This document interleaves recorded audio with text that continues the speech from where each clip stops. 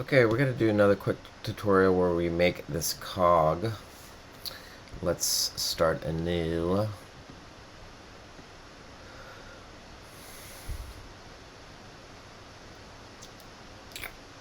And I am going to start out by using the circle tool, and a lot of this is going to be happening at the top view.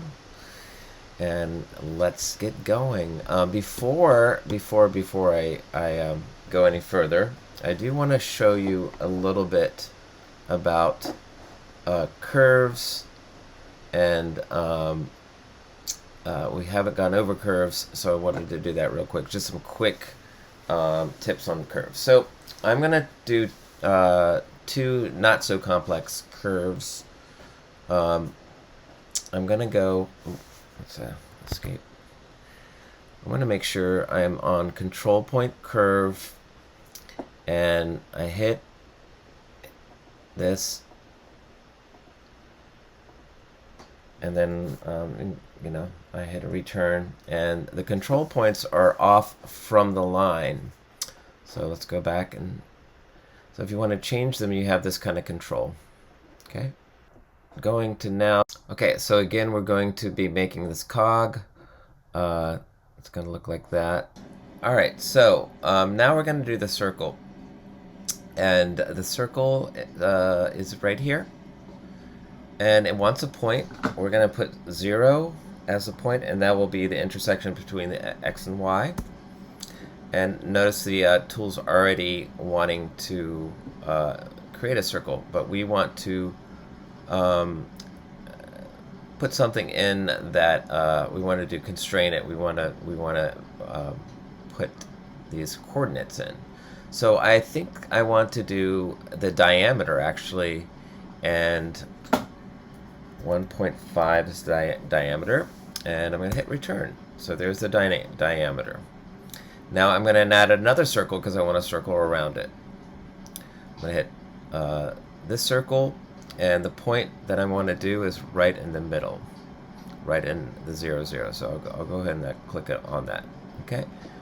Again, it wants another circle. It wants the dimensions. And this time I'm going to do a radius dimension, and I'm going to say 3. And that way, so you got a bigger circle around a smaller circle. And that should, let's save it. Don't forget. And we're creating a cog. Now I need to do an arc. In order to do a arc, you have to hit the arc tool, and here's the arc tool. Now it needs to start, and it needs a starting point as well. So I want to be half of 3, so I want to do it. I want to put it in somewhere around here. So I want to go, I think it's 1.75, oops, 75, comma, which is half of 3, and then I want it on that line right there.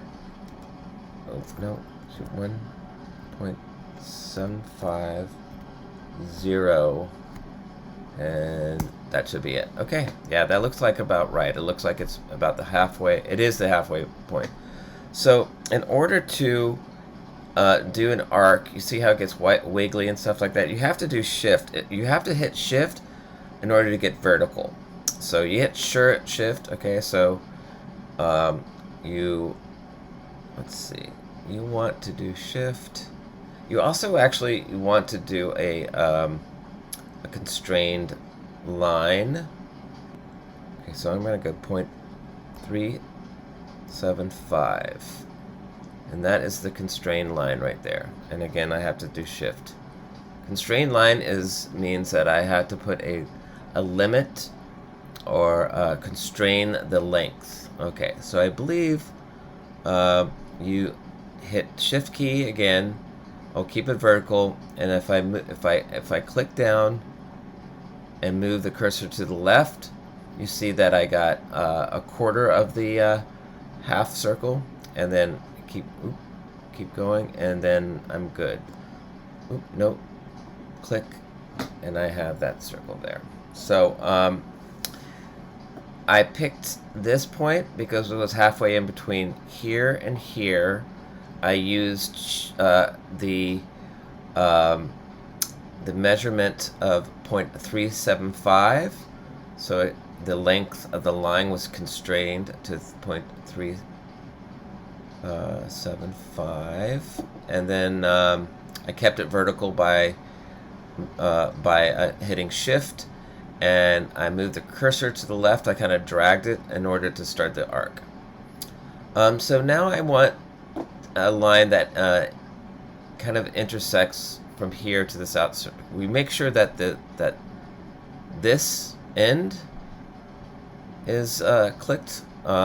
Maybe the original template I had you all click on all these. I might have forgotten end, but now this time hit end, and we want to do a line tool. All right, hit. And then I want to get the end of here. Nope. Hit this end. And I want to hit intersection, and you should be able to connect with intersection by hitting Shift. And it looks like that. And I'm clicking. Alright, that worked. I have to do the same thing again down here.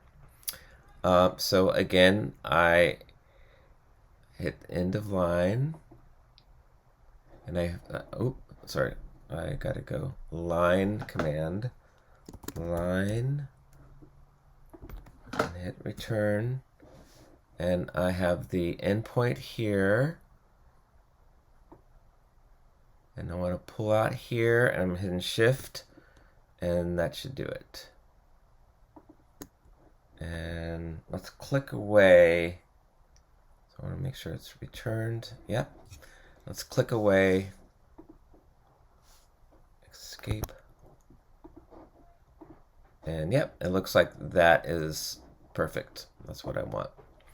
Now, what I want to do is kind of create copies around the center.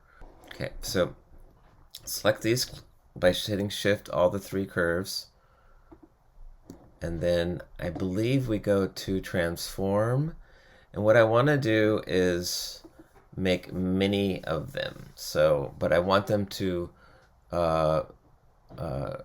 be copied, and let's see, transform. Sorry, I have to find array, yeah, and polar. So these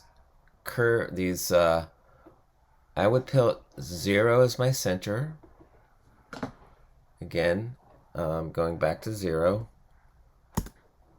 and that pops that little. You see that little dot comes up.